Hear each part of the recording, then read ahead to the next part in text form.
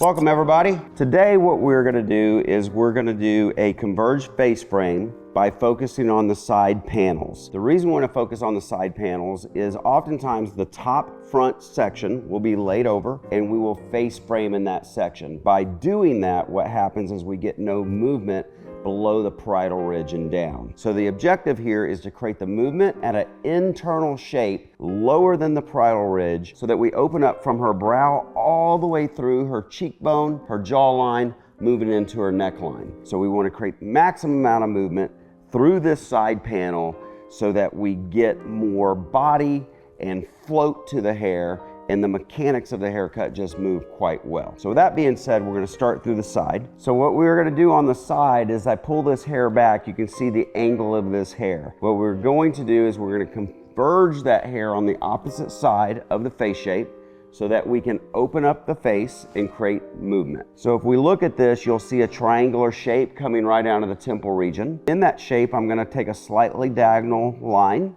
I'm then going to push it to the opposing side, and in pushing it to the opposing side, we're going to pull it teed apart, straight over and across the head into my fingers, keeping it clean, following the comb with my fingers into the section, and then I will then cut the hair so that I can start creating an angle. Now this angle will be in space, and then when it falls, by taking on head shape, you'll then see it unfold. This is a very important piece to catch, and you'll start seeing the C shape and curvature that's now being created. We will continue working through sections, following step by step, parting to our finger, taking a 45-degree angle essentially out of the major section, combing it all the way over, combing into our original design line, and cut. Next section, pulling up and over and converging it to one place, creating a concave shape. I'll then take my next section, parallel, and I will continue these sections until I run out of hair to reach my initial section. Couple key points to take into consideration is we are working on a head shape, which is your landscape. Your hair is what is your fabric or material. So we want to think about not only the shape that we're creating out in space here, but when it is released and it takes on the head shape, what really happens when it lands. Oftentimes we get very consumed with what we're doing over here, which is very important, but we're not seeing the effect of what you're creating. The great thing when you're working in a zone or a portion of a haircut, and what we want to establish in the Foundry University is that you know more about not only what you're doing, but why you choose to do it. That is crucial. Then we'll take our next section, as I said, we'll go until we run out of hair. All lines will be parallel, tracing back to your first initial 45-degree angle, combing it up and over, straight out apart, forming a T, coming up and around. You're not wrapping the head, you're just using the shape of the head and that architecture to create your design in space, which is then released to create the design that your guest will leave with. That will essentially take care of that side, and I want you to see the concave shape forming a C from the side, and also the shape that this gives you in the front. Next little piece I want to really touch on is oftentimes people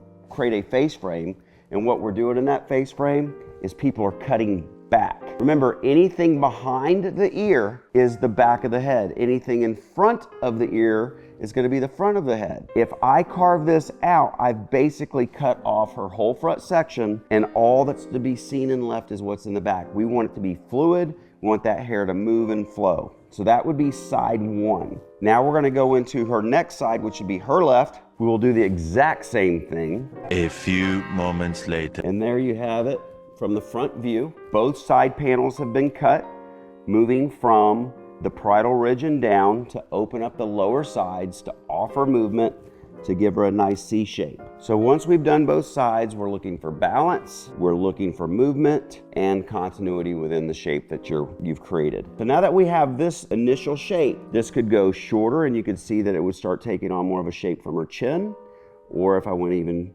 shorter towards her nose or her cheekbone. For her length of hair, we want to maintain a longer design. After we've done that, we will then drop out the top section. After I cut this top section, it will then overhang what you've just cut. This is where we can personalize where we want this front to really land. I could stay a little longer, or I could tie right back to my initial line. For the sake of educational purposes, we're going to tie to our design line. We will bring this back over, identifying the length that we want to tie to, and take another section following a diagonal line, pulling straight over, straight across into our fingers, taking on head shape. That would be our first section. On this first section, you can see that I'm cutting T to the part, which is essential, which is the same thing that we did when we started at the parietal ridge and below. Our next section, we will take it a finger width, and we will follow that design line, pull that into our finger, and cut and continue this top shape. As we release this section so we can see what it's doing, you'll start seeing a nice C shape come into play into your haircut and into your design. We will continue working through this top section, tying everything together. Again, 45-degree angle. If you roll your comb back, you will be staying parallel each section as you move through the top of the head and tying it into the lower sections.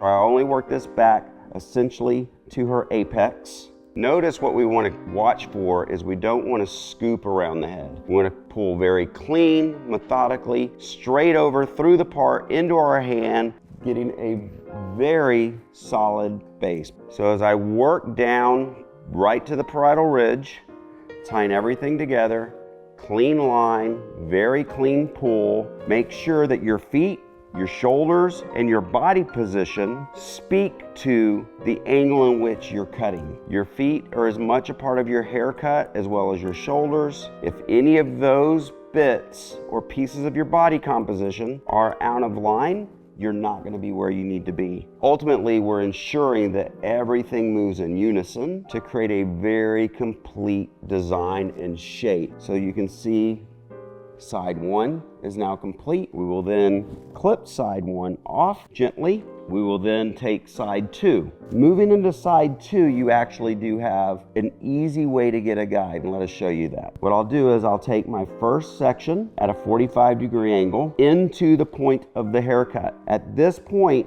there is no guide. However, if I drop side one out and I take a matching section from the prior side and I clip this off, I would then take the very top triangle from my previous section into my hand. You'll see that this line will continue into where the guide is. What we want to do now is we'll pick the section to be cut up into our hand, tie it together, put your feet, your body, and your shoulders in line with where you need to be, and you'll have a guide to tie into from your previous point section and cut as follows. Once that's complete, we will tuck the previous section away from our prior side that we've accomplished in our haircut, lay that down so we don't catch it, and everything will then continue taking parallel sections, section by section, folding through the head, bringing them up and over to our stationary guide. So I'll take my next section. You want to part to your finger. So when you're working on a mannequin or a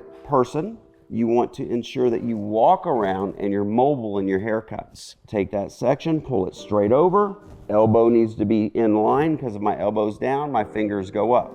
I want to ensure that my fingers are telling the story of my section.